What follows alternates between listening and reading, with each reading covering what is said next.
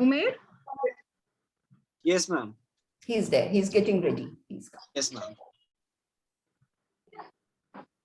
Dr. Nivedita Haran among us. She is a retired IAS officer and governing board member, NDRG. She will be talking us about public policy with her 4 decades of experience as an administrator who worked in various departments that includes Department of Land Revenue, Disaster Management, Agriculture, Industries, Labor and Employment, Planning, and Home, apart from serving as District Collector Magistrate. She was Director and later Joint Secretary in Ministry of Urban Development, Government of India. She was on deputation to the UN peacekeeping mission in Kosovo for 5 years. Post-retirement, she has been engaged in activities related to research and academics in the areas of disaster resilience building, good governance, digitization of land records, labor and migration issues, and management of water and wastewater and solid waste. She is a member of the court-appointed committee of experts for cleaning up and conservation of the Dal Lake and the committee related to the modernization of land records in Delhi. She is also the chairperson of the Center for Migration and Inclusive Development and Anti-Bhumi Trust. I welcome you, ma'am, and I request you to kindly please begin the session. Thank you, Umair.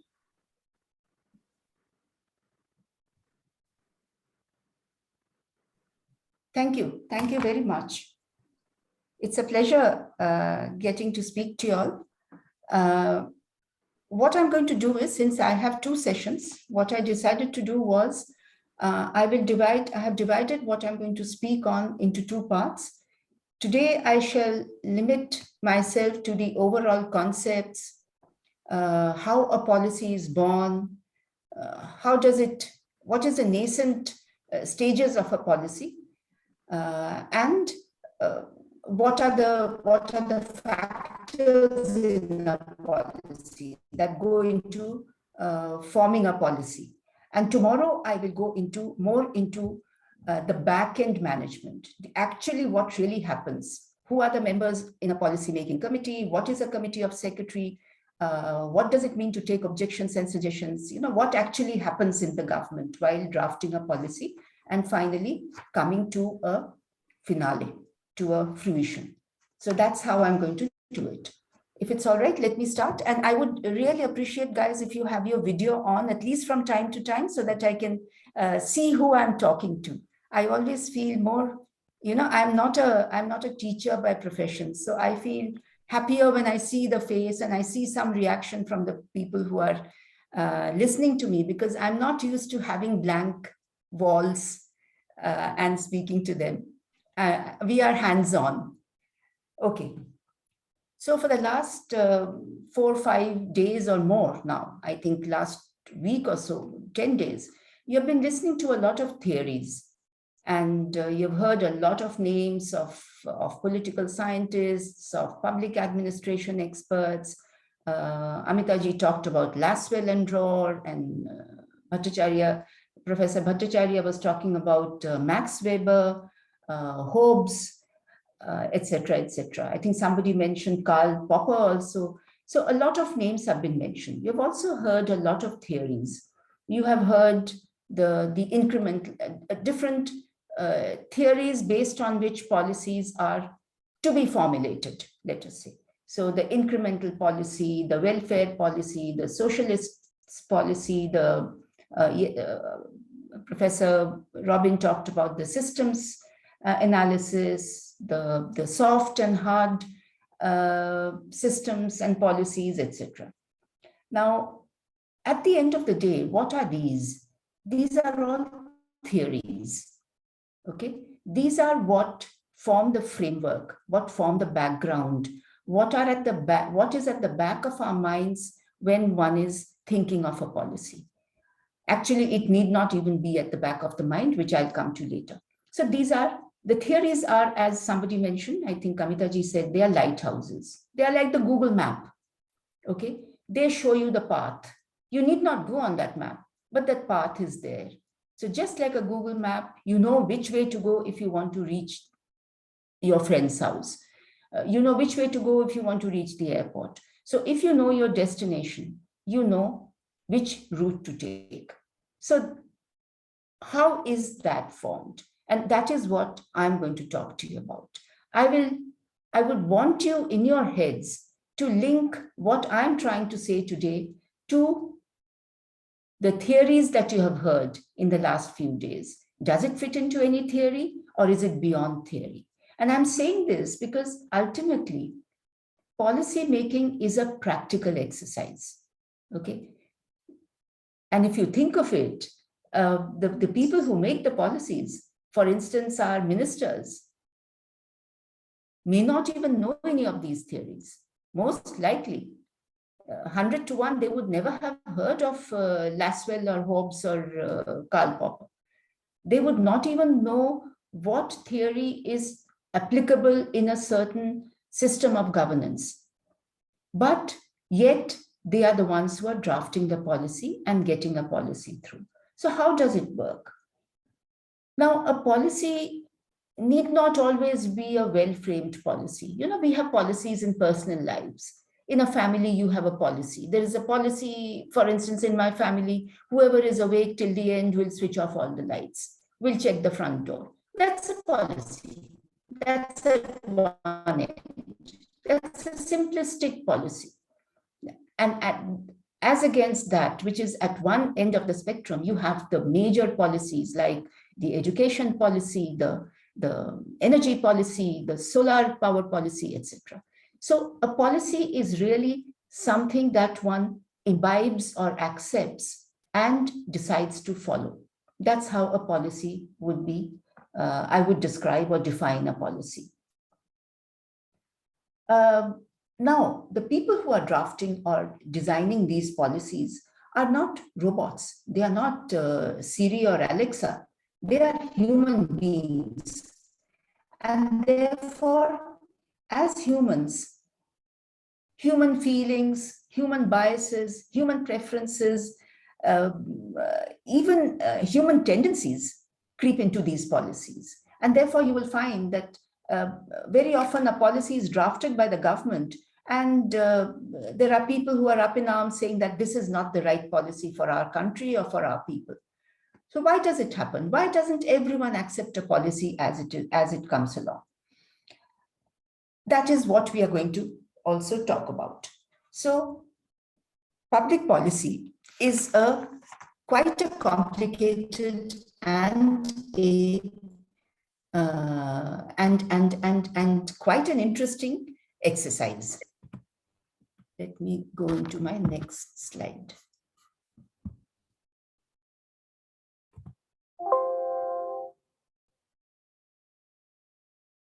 Have I done something wrong, Gaurika? Why is it not?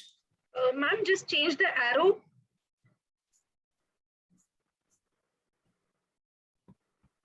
Yeah. Yes, yes. So what is public policy?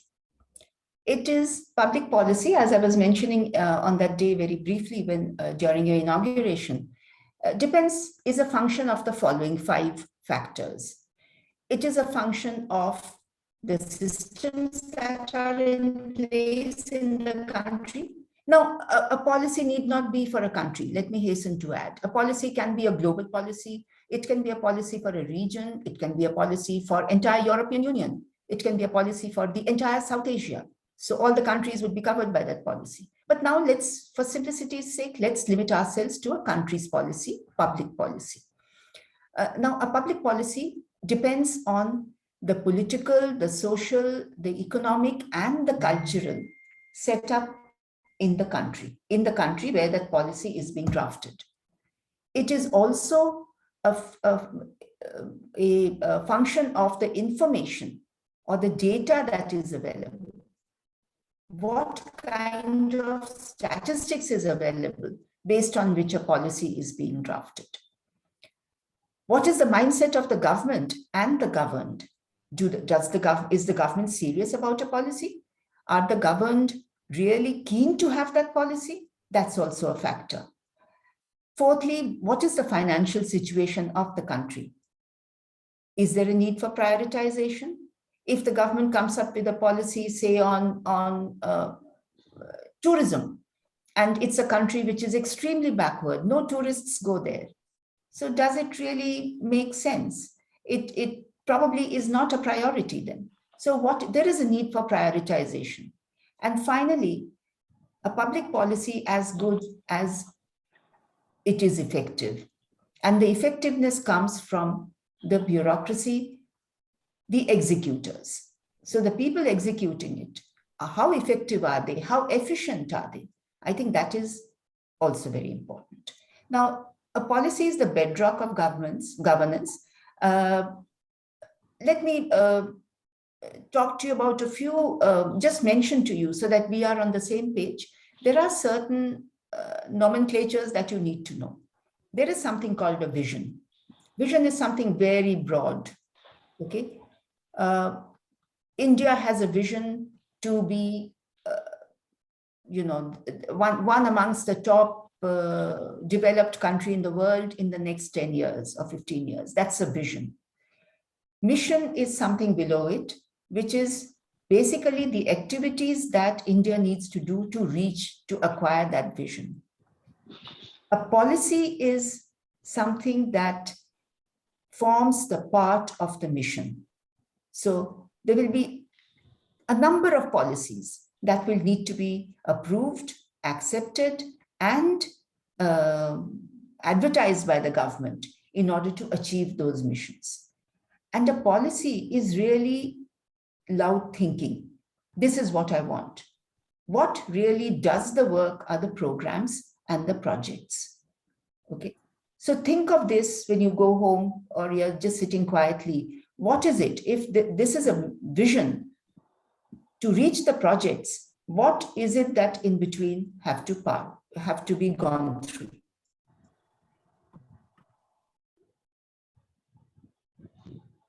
Let's take the first of those 5. I will go through those 5 in a fairly long detail to discuss with you basically today. Now, what are systems and institutions? I said that policy is a factor of systems and institutions.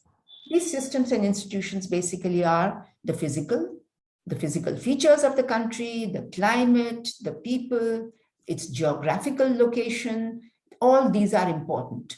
And due to paucity of time, I'm not going into each of them. I'll just give an example. Geographical location. Why? If a country is located in a place where there are too many, let's say, unfriendly neighbors, then the policies will be of one kind. Whereas if a country is located in a place which is, say, away from anyone, Iceland, the policies will be of another kind. So it depends on the climate, the people, and its geographical location. Social. What is its anthropological background of that country? What is its history? What are the beliefs? What are the cultural practices? Some policies we have in India doesn't even make sense to some people, some of my friends in the US or in Europe. They can't believe that we need a policy of this nature, but we have it nevertheless. So therefore, a policy also is a factor of the social status of that country. Political, very much so. Type of government.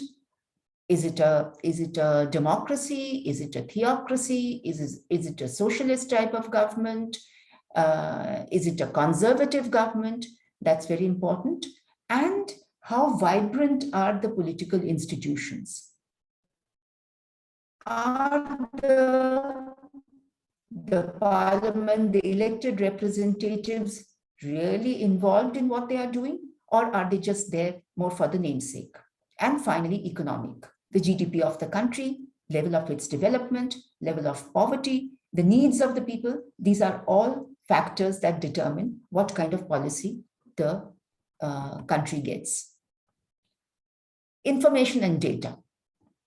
The nature of information and the availability and accessibility is extremely important. And I can give you many examples. And one example that comes immediately to mind, which I was a part of, is the public distribution policy. We have something called the public distribution policy, which requires that the government provides subsidized basic needs to the people. So atta, chawal, some basic things. In fact, when I was collector, we even used to give candles because there used to be load shedding. So people used to get candles, sugar, which is expensive, but this sugar is at a subsidized rate, are provided by the government. Now, in our country, this is provided not only to the vulnerable and the poorer, economically weaker sections, but it's a universal rationing system, which means everyone gets it. And this is a policy of the government. This kind of a rationing system is rare in history, in any other country in the world. However, we have it, and it is based on a very cogent and accepted policy. And the policy is that the people need it, and then we had the wars, and therefore there was shortage of essential items, and the government then went into a decision that there would be universal rationing system. The relevance of the data. Often there is data which is totally irrelevant. And in the age of social media, we know it very well that a lot of irrelevant data comes in. So one should be able to pick out the relevant data. Is the data adequate?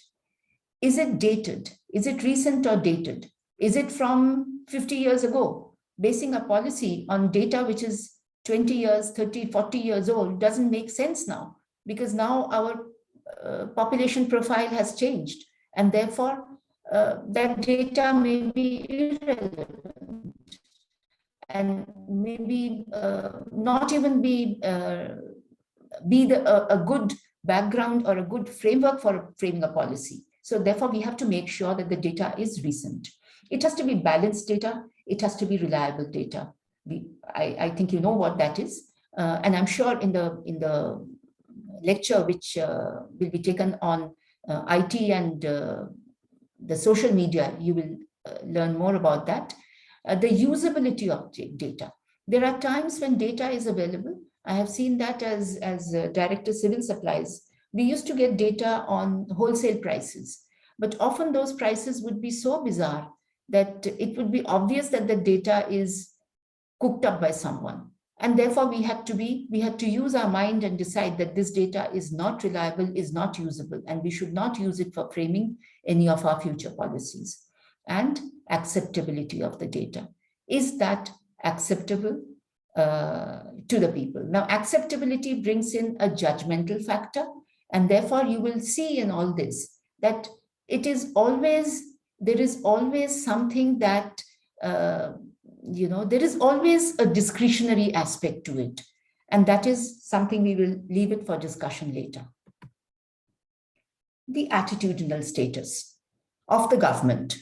How serious is the government? As I said earlier, the government could be just, a namesake government. They have been elected and they are there only to feather their own nests. They are not interested in the people's welfare. So how serious is the government?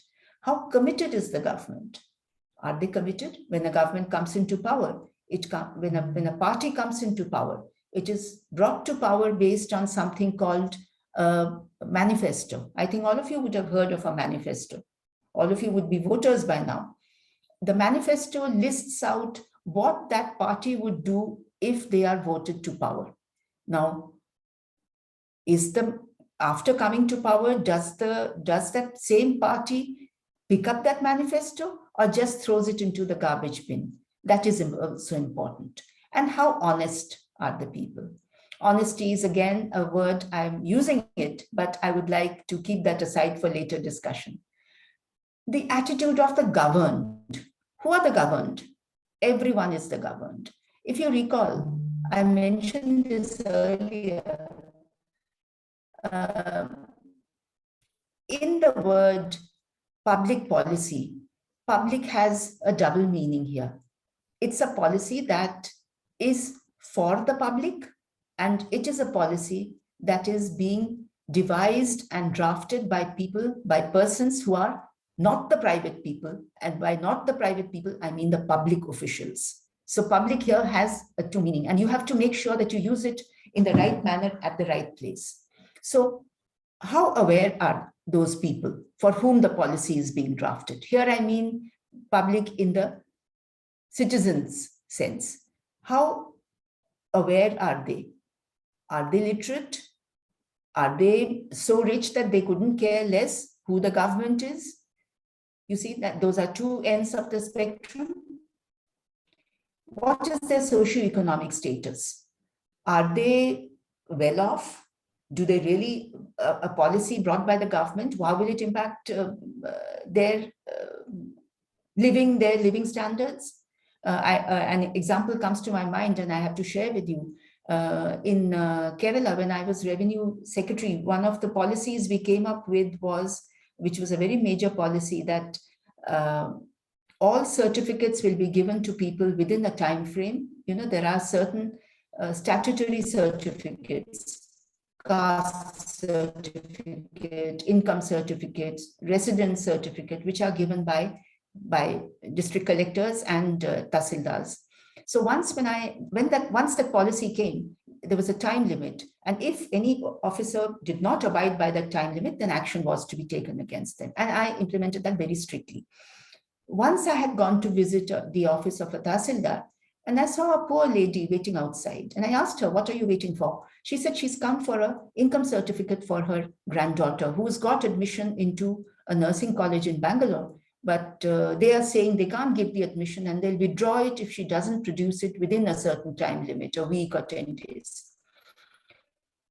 And I said, but that should not take time, because you just give the application, and the requirement was that within 24 hours or 48 hours, the certificate was to be given. And she told me that this is the third day she has come. So I was a bit surprised, and I went in and asked the tahsildar, what is it that you are not able to give? Why is it that it is taking time? And she said that, and the tahsildar said that he has to verify. Madam, I have to go to her house and verify. I said, what do you need to verify? She has declared that she has no income. She's a poor lady who's tills her 5-cent farm, and she is bringing up her granddaughter because apparently her daughter and son-in-law had left. There was some family history. So she was living alone with her granddaughter. So what is the problem?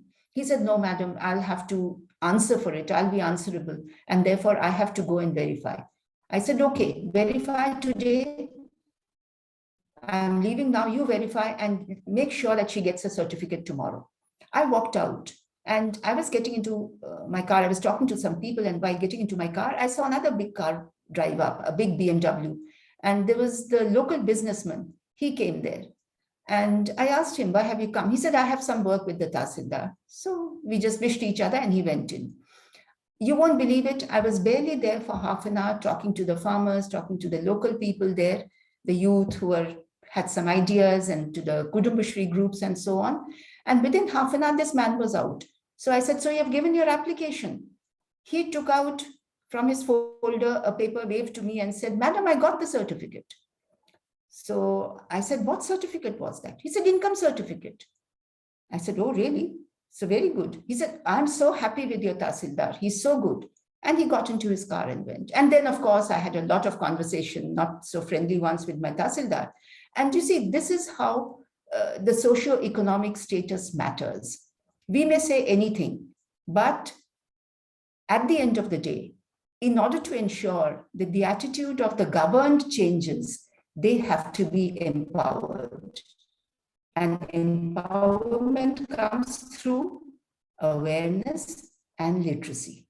It's only these two factors. You may not be well off, but if you're literate, and if you have the right awareness, if you read the papers, you listen to the news, you know what is happening around you, you don't feel left out because you can't read the posters and so on, you are aware. And then nobody can hoodwink you. And that is what we need. And that is what we perhaps lack in many parts of our country. And involvement of the governed. They have to be involved. The financial situation. What are the constraints? In a country, as I said, which is, as we say, the more developed country and the less developed country. The more developed country would have less constraints than a less developed country, definitely. So the government has to decide what would be the right thing to do. Can it afford to take up a project? For instance, every Swiss canton, every Swiss district has something called an underground disaster management protection shelter. Now, I visited one of those and I was amazed what they have set up there. It's a complete little township. There is a hospital, there are beds for housing a large number of people. There is a place where children can be put, little cubicles where people can live, people can stay for some time. And they say that because that area is prone to landslides and also post-World War, they have taken care to protect themselves against a nuclear disaster. And therefore, they have built these shelters underground in every district of their country, Switzerland. Now, when I think of it, what they told me, it cost them about, I forget the number now, it's mind-boggling. They could afford to do it. In India, can we do it? Construct an entire hospital and not use it. You see, it's lying unused because they don't need it now. There has never been a nuclear disaster as yet. So the constraints and the priorities are extremely important. We have to decide what are our priorities, and based on that, a policy comes up. What are the commitments? What are the restraints? There are certain restraints every country faces, restraints like shortage of manpower or lack of resources, infrastructure inadequate, etc., etc. Then there are what are called the lobby groups and the interest groups. This is important because this was not very overtly available in our country even until maybe 15 years back. But now it was very covert. It was there, the business houses, the teachers lobby, the different lobbies, the etc., etc. But now they are very overtly available and they argue with the government. They are the interest groups or the lobbies, as they are called. These are actually accepted features in many of the Western countries, especially the US. In the US, both the major parties have actually lobby groups which work for them openly to get their manifesto and the requirements taken care of with the government, whoever is the minister there. So, but in India, that is not very common or popular, but now it is catching up. And then there are the non-state funding sources. So funding can be from the government. Funding can also be from, not directly from the government budget, but from other areas, for instance, from the CSR fund, the Corporate Social Responsibility Fund. It could be shared between the states and the center. And there could also be private funding. That is also possible. So this is called the non-state funding source. So these factors form the financial aspect of the background of a policy. Now, in policy formulation, what is most important at the end of the day is its implementation. I feel that. I believe that. You can have a policy based on a totally, bizarre it's an excellent policy. It's a policy that will really help the people. And if it is implemented, then I would say the work is done in a way. Therefore, implementation, all said and done, is the crux of the matter. Of course, a policy has to be logical, rational, sane. People should accept it. All that is important. But at the end of the day, if that policy is not implemented, then it means nothing. The proof of the pudding is in the eating, and that is extremely important. What is implementation? I will cover implementation in great detail tomorrow, but briefly what implementation consists of are the commitment of the elected representatives. I told you in the beginning that all these theories that are there, whether it is Lasswell or Dorr or Hobbes, all those theories are good in their own places. It's good to have theories and put things into boxes. That explains matters. But at the end of the day, who really analyzes these policies? It is the academics. The elected representative doesn't even know about these theories. The bureaucrat sitting there may not have ever heard of it, although we are to some extent taught a few of it in Mussoorie, but I don't think many of us pay much attention to that. Therefore, I forgive you for not paying much attention to my lecture too. But the commitment of the elected representatives is extremely important. If a policy comes, how committed is the elected representative to ensure that that policy which has been formulated by him is actually put into practice? The professionalism of the bureaucracy. I'm sure many of you are going to write the civil services exam in the near future. And something that you will need to know and need to accept and imbibe within yourself is professionalism. If you are in the service and you are there to do a job, then you are doing a professional work. And that is what professionalism in bureaucracy means, that you do the work as required under law, under administrative rules. That is what is professionalism. Is that there? That is important.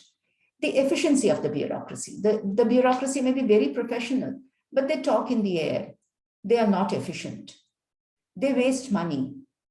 They spend 50% of the money assigned for a project under a policy is used for traveling up and down, and just 50% is left for the actual project. That's ineffective use of finances. And therefore, it has to be efficient.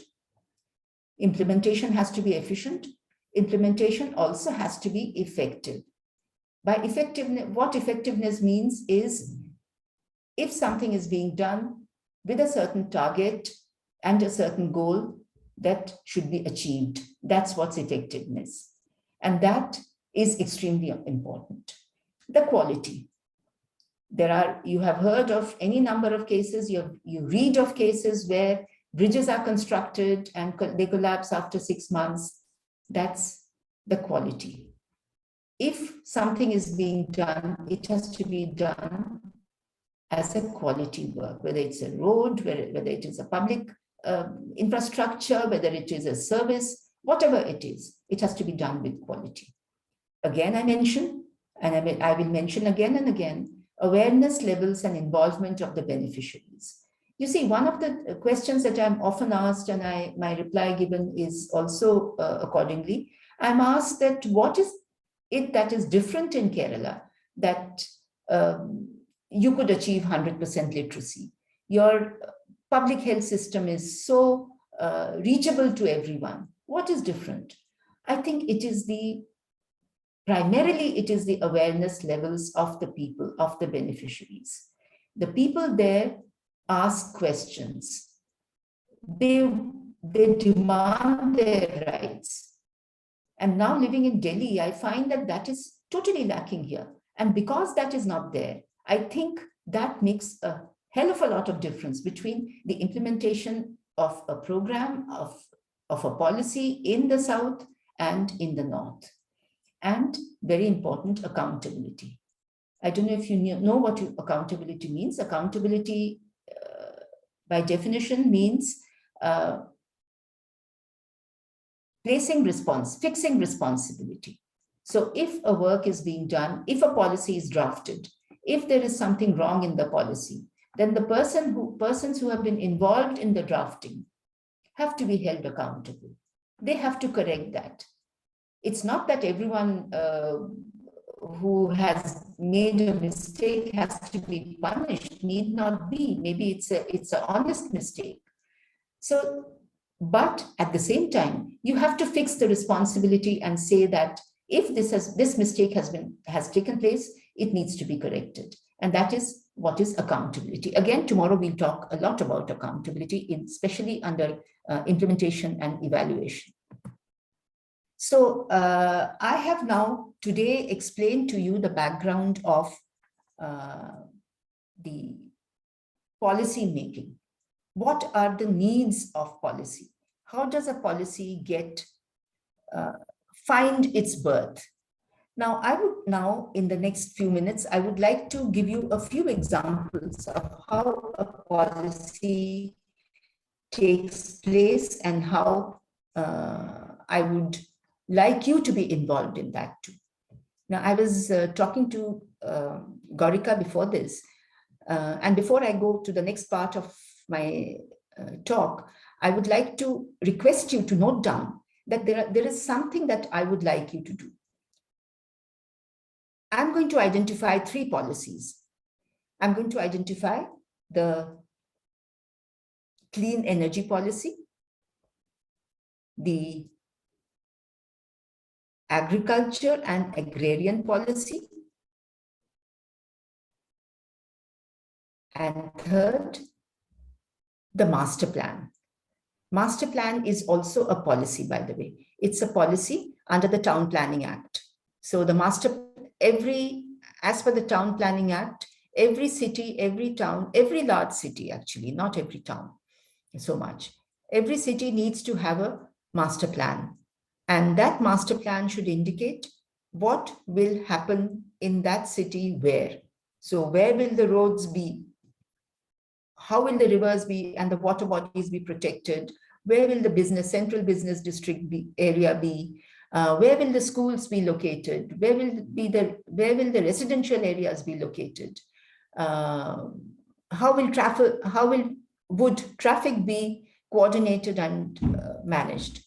So all that is the part of the master plan, and that is also a policy.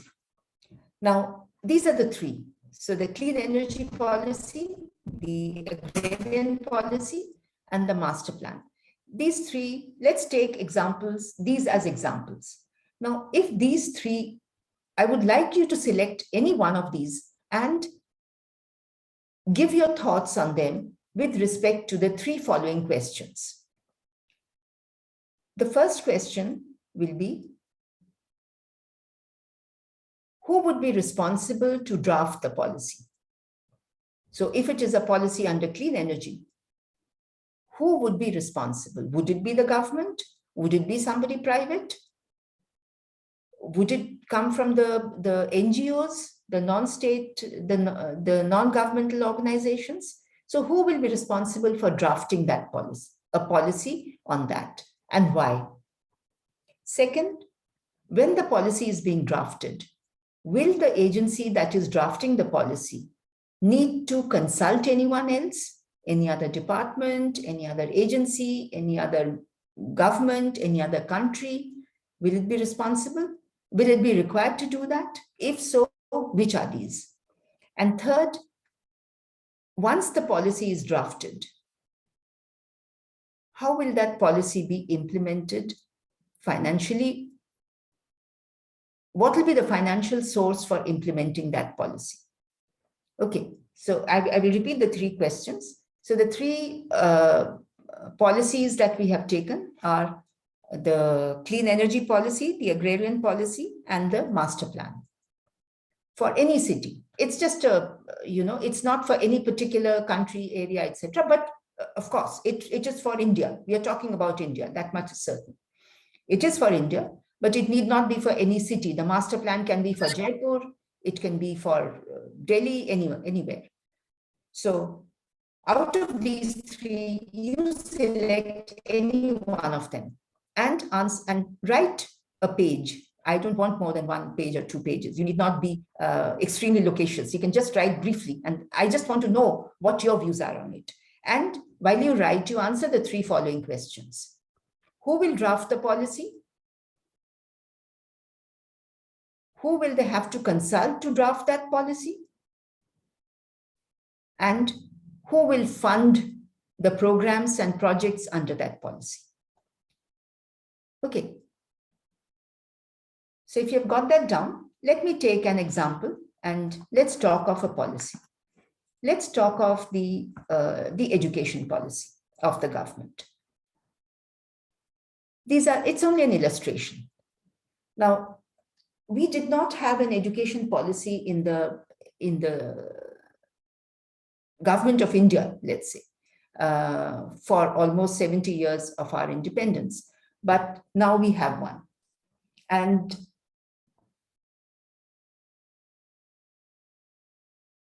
does that mean that for the last 70 years, we did not have a policy on education? The answer is no. We did have a policy on education. And this is a perfect example of how a policy need not be overtly visible or drafted. Okay, there was a policy. And in India, the second point is that in India, primary education, school education is a state subject. It is a responsibility of the state government. And therefore, most of the state governments, I know my state, Kerala, had an education policy, but that was the state policy. But 10 years back, we got a central policy. We had policies in the past, but they were not so visible, let's say. It's only now that we are following these policies so closely. Now, when a policy is drafted, as I said earlier, what also happens, and this is where the involvement of the beneficiaries is important, and I said I'll come back to this finally, is important. There is a provision, and which is done very often, which is called the provision of objections and suggestions. Okay. The government drafts a very conceptual policy, a very brief policy, and puts it in the public domain. So earlier days, it used to be put in the newspapers, or it would be put in, in our government offices, copies would be available. People could download copies, people could pick up copies. Now it is put on the internet. The intention is that people are supposed to go through it and give their response to it. So do they think the draft policy does it make sense?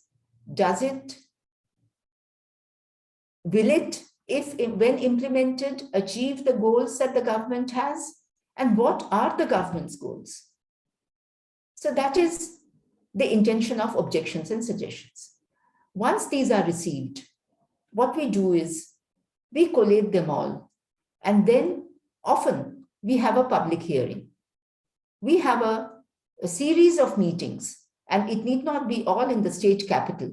They are held in different places where groups of officers go, listen to the people's representations and suggestions, and take note of it.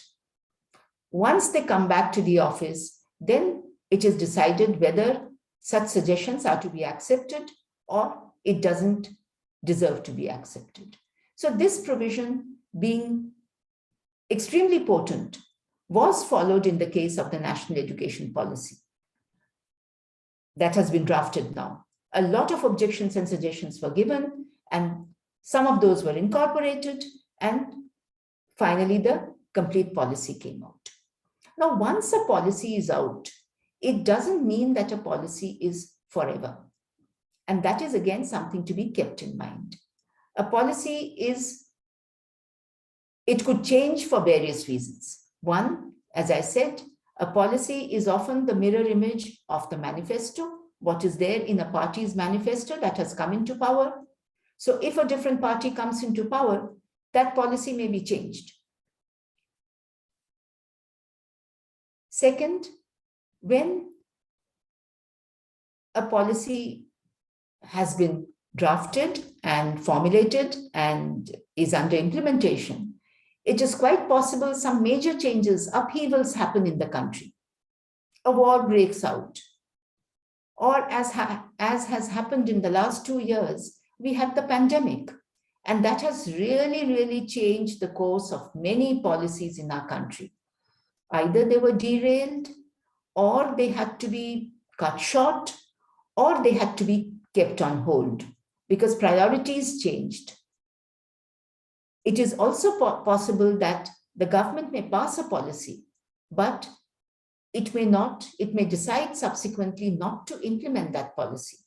And that can happen because the government's priorities change. And finally, as I mentioned earlier, the policy could be a very good one, but due to sheer negligence of the bureaucracy, who fail to implement it, who fail to abide by what is the basics of the policy gets is a failure. Now, this is a typical case of how policies are something that are organic. They grow, they change. And I will talk about it a little more tomorrow, but let me also add to this one further factor. Policies are amended. And this happens due to various reasons. I said that you take the objection suggestions from the people, but similarly, once a policy has been drafted and put into practice and has been implemented, but subsequently the feedback that comes is that the policy is not achieving the goals that it was envisaged to achieve, the government does revisit these policies and brings about amendments, changes to them, or sometimes even withdraws it totally. So there are many examples of that, where policies were drafted, implemented, formulated, implemented, but thereafter withdrawn. So it is not something written, carved in stone. It can be changed, it can be withdrawn. The other point I want to mention is that, and I would like to refer a thinker, philosopher in this regard, and that is Karl Popper, one of my favorite thinkers and writers. What he has said, and I think that's extremely important, we often forget that, and I like to mention this, especially when I speak to my young new entrants into the civil service. This is that the view I want to mention is the point I want to make is the following. A policy is as good as the people who are drafting it. Now, as I said earlier, who are drafting it? You and I, isn't it? It's people like you and people like me who are drafting it. So if we are biased, if we don't think of what is needed for the people, if we are unable to prioritize, if we do not know how to be professional and implement and execute a policy, then the policy is bound to be a failure. And I recall your vice principal the other day mentioning, I think he mentioned Gandhiji, and I would like to reiterate that. I think all of you may have read that talisman of Gandhiji, where he says that whenever you have a doubt while drafting a policy, think of the face of the poorest man in the street you saw that day. Okay. Now, for a country like India, and he made these comments 80 years ago, that was extremely relevant, extremely potent and extremely relevant. He says that when you are drafting a policy, if you are in a doubt whether to go this way or that way, think of the face of the person, of the poorest man in the street. So in order to ensure that our policy works, it has to be focused. It has to be for the people for whom it is intended. There is no point having a policy that is irrelevant. There is no point having a policy that undoes another policy. And I'm reminded of another policy that I have been part of, and I will end with that and interact with you. There is something called Cardamom Hill Reserves in Kerala. You know, that is the area where cardamom, it's reserved for growing cardamom. And in the olden times, I mean 100, 150, 200 years ago, the then Maharaja had assigned this land to different parties for growing cardamom. Now, cardamom is a crop, I don't know how many of you know, which grows under a canopy. So there are tall trees, big trees there, and cardamom grows at a height of, let's say, 3 feet, 4 feet, 5 feet maximum. That's the height of a cardamom plant. But the trees, the shade given by the canopy trees is very important. Now, one fine day, Government of India came up with I'm not going into all the details of it because that's not relevant here. But one fine day, a policy was drafted and communicated from the government of India to the government of Kerala that of all these plantations that are there in the Cardamom Hill Reserve, 20% will be allowed to be converted into for tourism purposes. Tourism purposes means you could construct hotels, commercial activities, malls, anything there. We were shocked because that is an area not only important for growing cardamom, which is a cash crop and which earns us a lot of revenue, Kerala a lot of revenue. We were also shocked because that also falls in the Western Ghats. And if you allow construction of 20% of that land into, brick and mortar structures, into cement and glass houses, that will be the end of cardamom cultivation. So to cut a long story short, we had a lot of not very pleasant interaction with Government of India. But at the end of it, Government of India brought it down to 5%.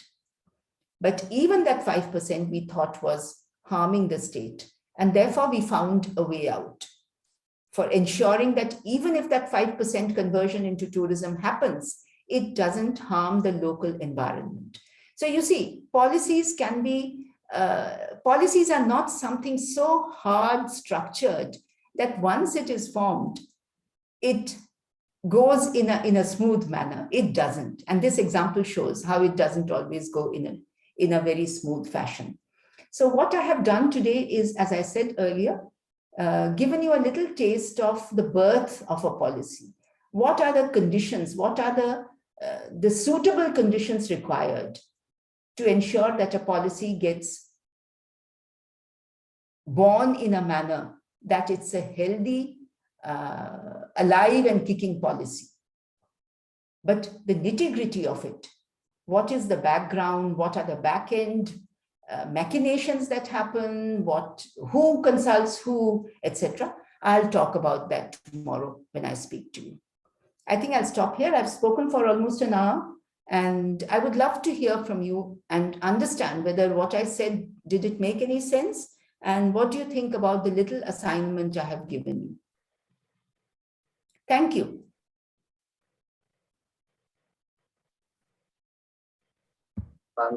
Is Umair there or Yes, ma'am. Soria there? Yes, ma'am. We are there. We are here.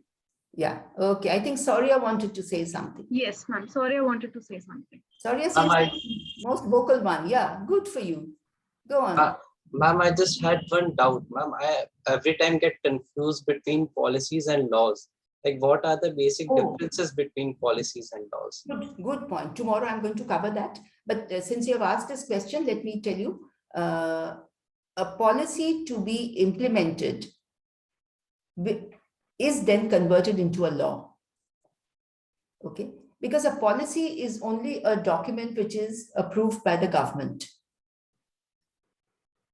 by the, let's say the group of ministers, and then finally the cabinet. The cabinet is the authority. I'll be explaining tomorrow. So policy gets approved by it, but it's not a legal document in that sense. It's only an administrative document. To make it into a legal document, most often a policy is backed up by a law. So we had for instance, the employment guarantee policy. That was then backed up by the NREGS law.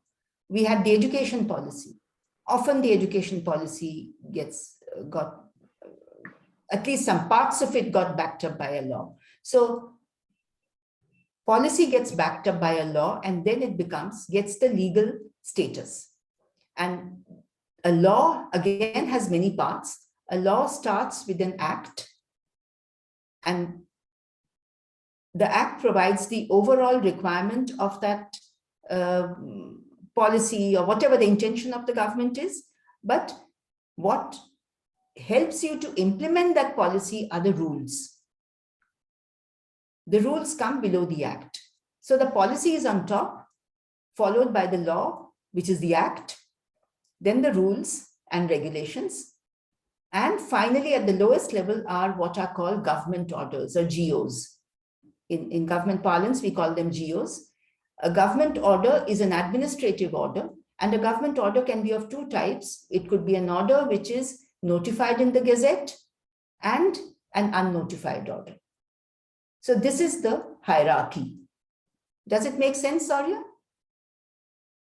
Yes, ma'am. I think tomorrow when I take some more examples, it will become clearer. Thank you, ma'am.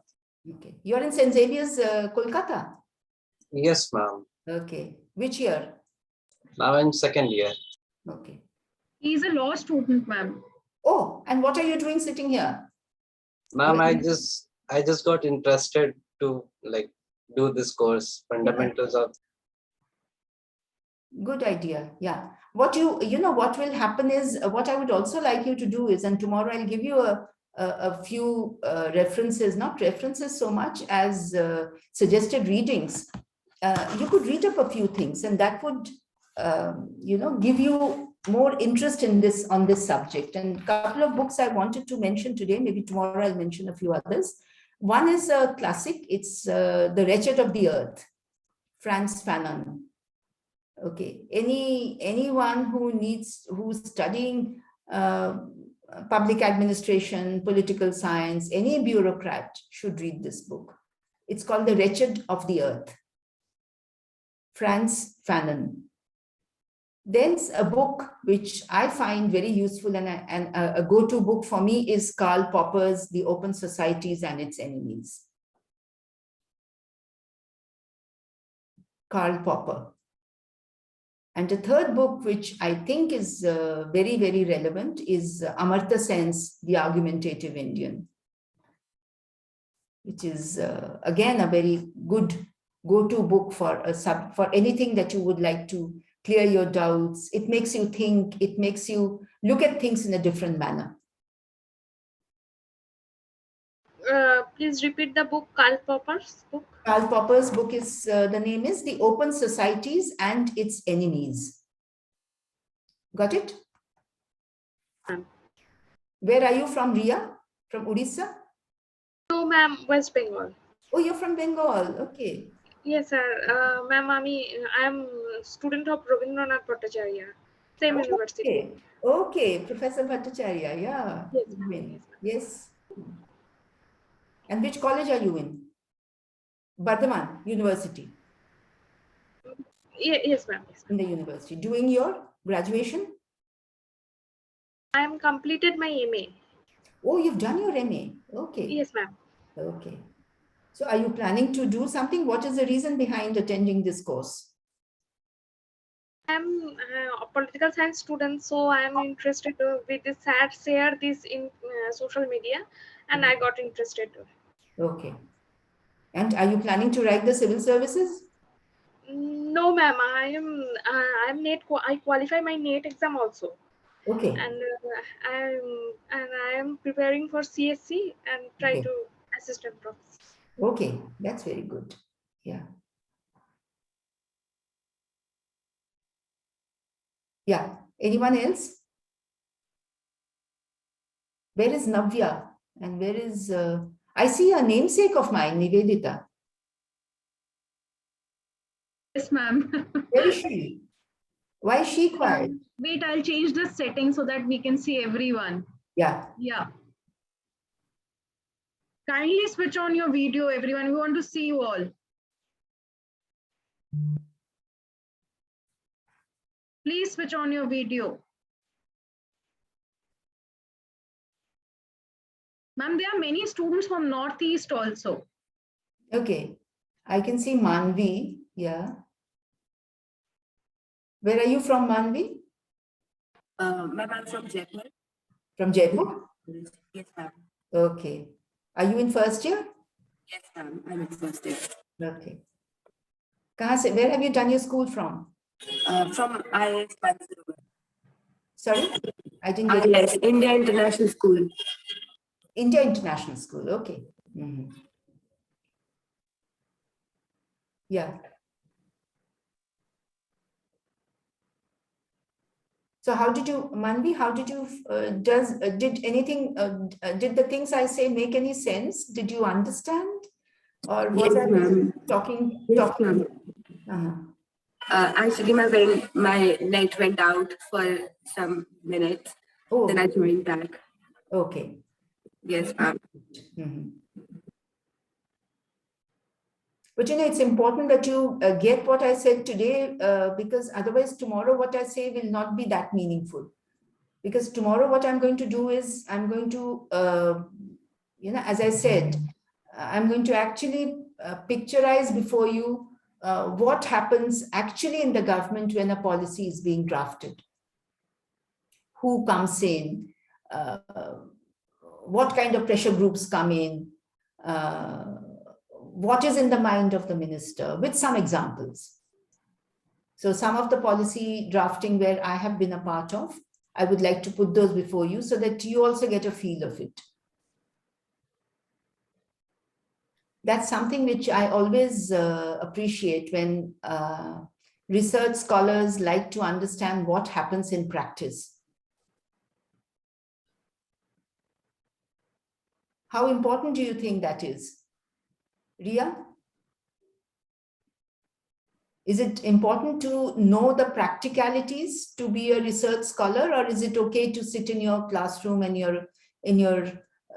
before your computer and draft your things, your paper? No, ma'am. Field work is very important for any policy formation or anything else. Why? Because if I don't know my society, what is the problem, real problem, before computer I can get data only. Maybe that's data, but if I go to the field and I saw the problems, I feel the problems, the policy would be very good. Do you think that's what my question was? Do you think the policy will be better drafted if both field knowledge as well as academic knowledge come together? Yes, ma'am. Also, both are needed. Field knowledge also needed. Only academic knowledge through I can know the policies, laws which are important, academic side, and also field side also important, because through field knowledge or field survey we can we can see what is the actual problem. A documented problem and actual problem, there are many times there are a big difference. So who are formulating policy, if they are in a room or makes policy, that's not be a good policy. You think so? Yes, ma'am. What about policies that are, let's say, adopted from other countries? A lot of things in our country we had adopted from other countries, good practices. Let's say the 5-year plan. It Yes, was. ma'am. We can adopt, we can learn from other countries, but when we implement or when we try to implement this, we have to see the our country's condition, our country's pupils, their literacy rate, their acceptance, their socio-cultural situation, everything we have to see. Otherwise we can copy paste any policy from other country. Very well said, Ria. Yeah. Excellent. Yeah, that's the point I was trying to make. That often a lot of things are taken without adapting. We need to adapt. We need to make it relevant, as you said, rightly said. It should be relevant for our country. That's very We can important. learn from them, and this policy is good. When our constitution was made, this process was adopted, that Dr. B.R. Ambedkar, many people says that our constitution is a copy paste constitution, but he learned the many constitutions, saw them. If I have a example, why not we see that, why not we learn from that? So Good point. I think it's important to see others. Anyone thinks differently from Ria? Ma'am, am I audible? Yes, you are audible. Yes, ma'am. Ma'am, as you give an example in your lecture that in Kerala somewhere there were a lady who was trying to get certificate for grand children admission, and she was not able to get the certificate. And after some time, when you saw someone was came with BMW and he was a local businessman, and within a half hour he got his certificate. This is something we can't experience, or we can't get from academic knowledge. This is something we need to experience from field work only. And we this is the thing that this is why field experience, field knowledge is very important, as well as academic knowledge is important. Of course it is. So if we have field knowledge and with academic knowledge, it would be great if you are drafting any policy or something like that. Mhm. Yeah. So when you go to the field, Pratibha, do you also, is it necessary that you interact with just the people, or is it also necessary to interact with the officials, the local officials, and the, the local women, for instance, who are not coming out? Is that also important, or just वहाँ जाके दो चार लोगों से बात कर लिया? Is that enough? Ma'am, I think local officials and जो भी वहाँ के आसपास के रहने वाले लोग हैं, दोनों से बात करना बहुत इम्पोर्टेंट है.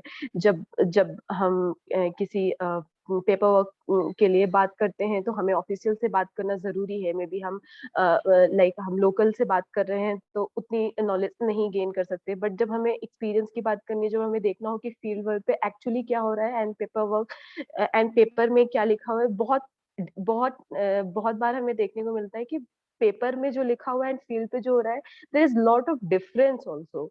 सो this is that's why important कि हमें फील्ड वर्क भी करना है, एज वेल एज हम data analysis and paper work कर रहे हैं उसके साथ में.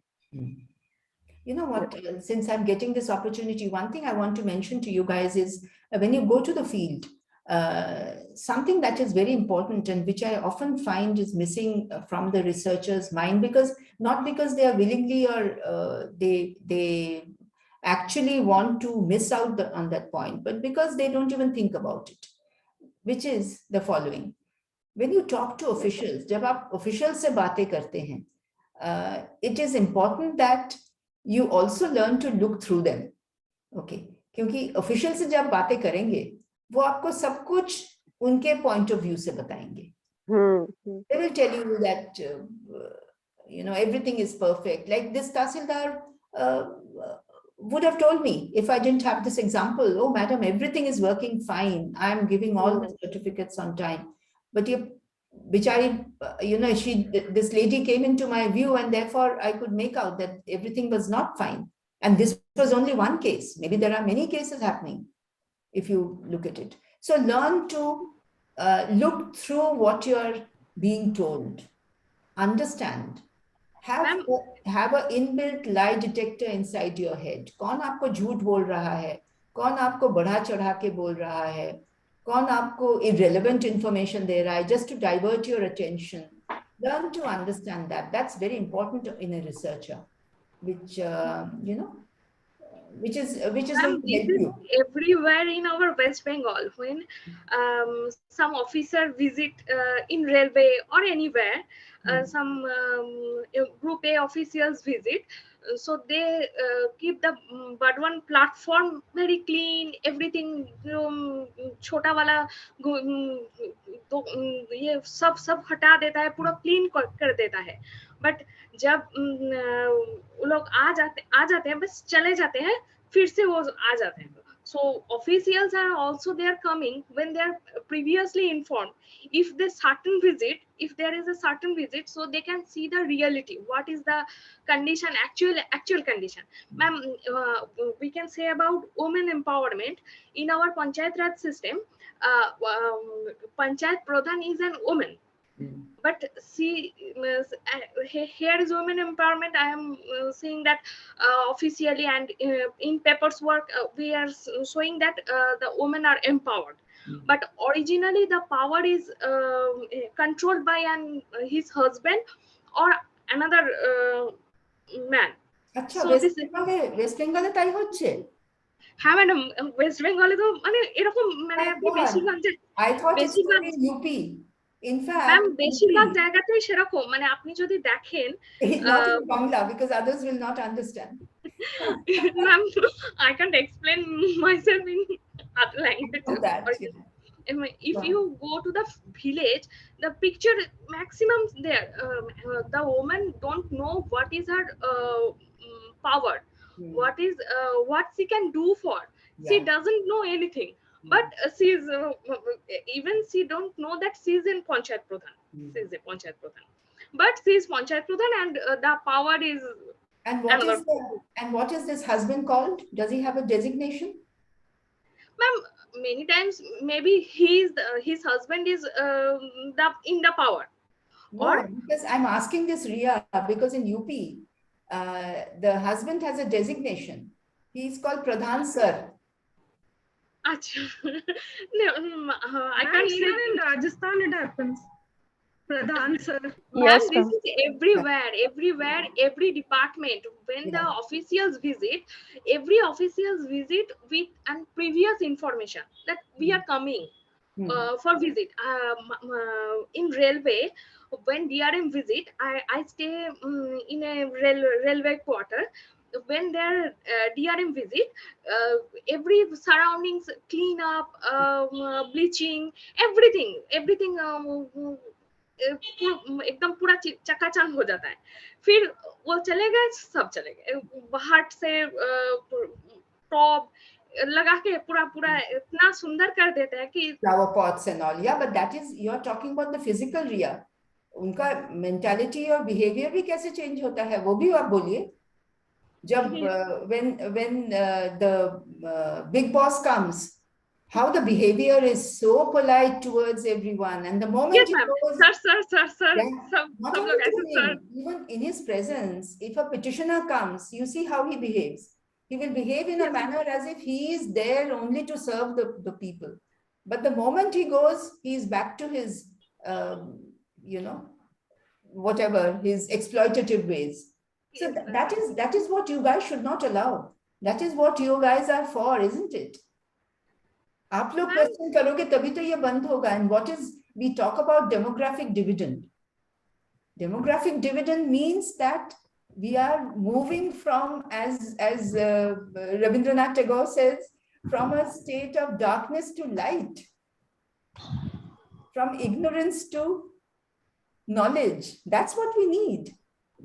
And ma'am, there are there is also lots of problems. Who will say he has to face lots of problems in if one railway Karmachari says that it's in front of the officials that this is the problem, this is happened. Then if the after the official goes on, there are lots of problems he has to face. So everybody fear.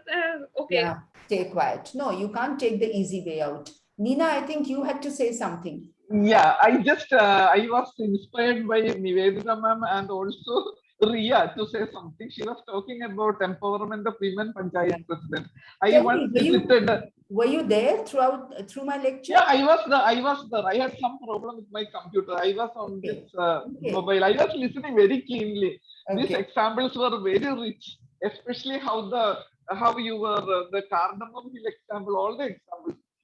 So I went to Karakulam Panchayat to study citizen charter while I was in IMG long back. So there I saw the lady Panchayat president. I went to that and she was actually taking orders from the vice president of the Panchayat, who is a male. The reason being, both of them belong to a certain political party, and in that political party hierarchy, she occupies a lower position, and he occupies a higher position. So all these dynamics will come alive only when you have your foot on the ground. Yeah, but that is negating the systemic structure, no? Yes, That should not be yes, allowed. that's the problem. Yeah, I think, I think one of the reasons is, therefore, I feel that, and Nina, I think we can take pride in the fact that Kerala, when I see UP here, I find Kerala was heaven.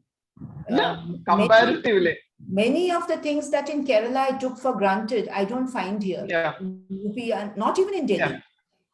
yeah, So, yeah. but yet in Kerala too, there is a lot that we need to improve. I agree. And that is why awareness and women's confidence level has to be built. Yeah. And madam, you know, in Kerala, Kudumbashree had a program, NRO something. I was there consulting as a consultant. And so these women who are empowered, no? So this lady Panchayat presidents and also CBO members, they were going to other states and trying to empower the women there. So they were carrying some good practices from here.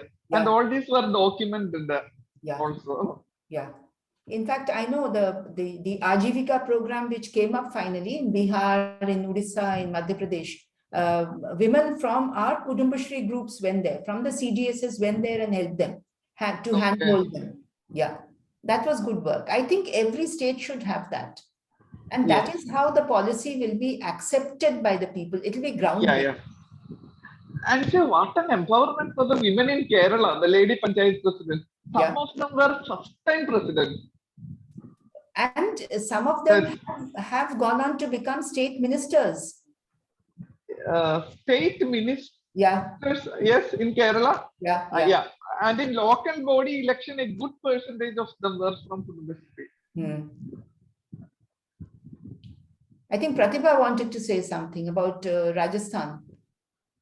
Yes, Pratibha? Ma'am, not about Rajasthan. I'm from UP only, from Banaras. Oh, you're from Banaras. Okay. Yes.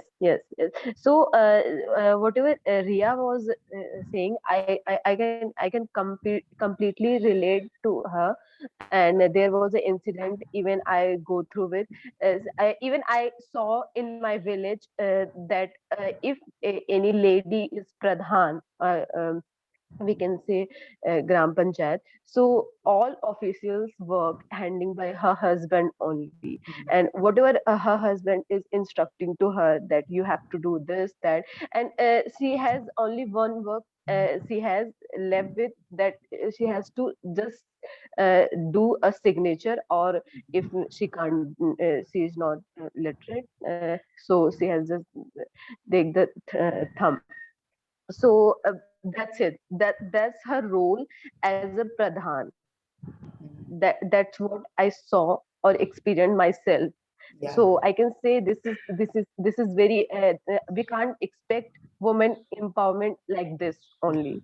So हमने कर दिया, okay, fine, that we can reserve the seat, so that we can empower women by giving them powers, like political powers. So this is how this is the field work. This is how practically we work. On paper, her wife is pradhan. She is giving her signature and all that, but on reality she is not.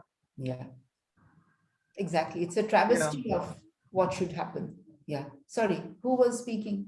Ma'am? Yes, Nivedita. Yes, you're my namesake. Yeah. Where are you from? Ma'am, I'm from Chhattisgarh. Oh, you're from Chhattisgarh. How did you get your name? By my grandfather, ma'am. Your grandfather, okay. Tell me, what do you know what your name means? No, ma'am. You don't know? No. It comes from the Sanskrit word Naivedyam. Person who is offered in the service. That's what my parents said. Okay. Yeah, tell me, you had some point. Even in Chhattisgarh also, in my area, one lady is mayor. Like ma'am, वो बस नाम की mayor है, लेकिन उनके husband जितना भी कुछ संभालते हैं, वो उनके हस्बैंड ही संभालते हैं. बस जहाँ सिग्नेचर वगैरह करना रहता है वो सिग्नेचर वो लेडी करती हैं, बाकी जितना भी संभालते हैं उनके हस्बैंड संभालते हैं। You know, ऐसे लोगों को it's I can very easily say that it should not happen and it's wrong and क्यों ऐसा करती है, but you know you have to understand that शायद वो ज्यादा पढ़ी लिखी नहीं होंगी, she has not seen the world, she doesn't have the confidence to take decisions, so she leaves it to her husband. क्यों मुश्किल में पड़े, you know, that could be the attitude. But such people, I think it's important that the new generation should propagate knowledge, information in such a way that even such persons can come out of their darkness. That is what is important. You are so lucky that we are living in times जहाँ पे information इतना easily मिलता है. When I was young, when I was collector, to find out even something like what is the population, what is the population of my district, there was no Google. I had to look up the census figures perhaps. So you are living in times where all information is at your fingertips. Anything you want to know within the country, outside the country, within the states, city, you can get it at the drop of a hat. So why not make it accessible to even such people who are not able to exercise their authority in the absence of information, because in the absence of information, they lack confidence. How is it that Nina or you and I can speak confidently? Because we know what we are speaking is based on something rational, something that I know it can be expressed, is it not? तो उनको भी जब वो अनुभूति होगी, when these women also get this awareness, then we would really have led them from darkness to light. When I went to a neighboring panchayat here, I live in the NCR, the National Capital Region. So I had gone to a panchayat and there I met the village pradhan, a lady again. Very proudly, she came and sat with me, very well brought out. And then when I asked her some questions, she said, she brought her husband along. So I said, "Ye kaun hai?" He said, "ये हमारे पति हैं, ये आपको जवाब देंगे." I said, नहीं, हमें उनका जवाब नहीं चाहिए, हमें आप ही का जवाब चाहिए. So then I started talking to her. And next time when I went back, I found that she was a little more confident. You see, so that's how step by step they grow. It's like, teaching a child to walk. So I praised her and I said, हमें बहुत अच्छा लग रहा है कि आप अब media वालों से बात कर रही हैं, etc. And the husband was glowering at me. I said, नहीं, आप गुस्सा मत होइए, आपका पावर कम नहीं हुआ, इनका पावर ज्यादा हुआ है.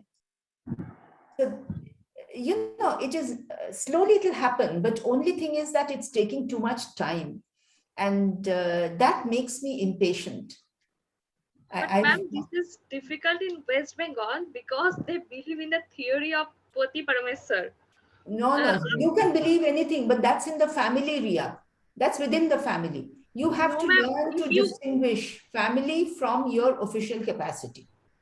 Ma'am, if you make them wants to make them understand, they will also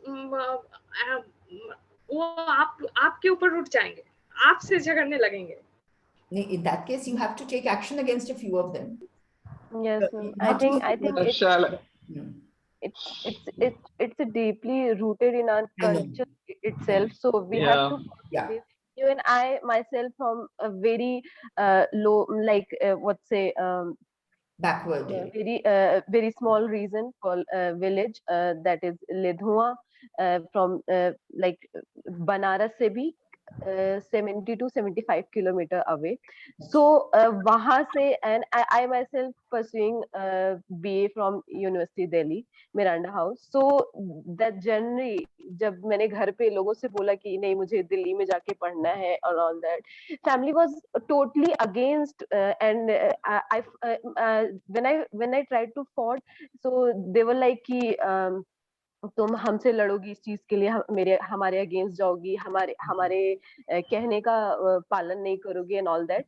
सो ऐसा लगता है कि हम विलेन बन रहे हैं अपने पेरेंट्स के नजर में और बहुत गलत कर रहे हैं. Even if something like this parents is, तो इट अफेक्ट्स.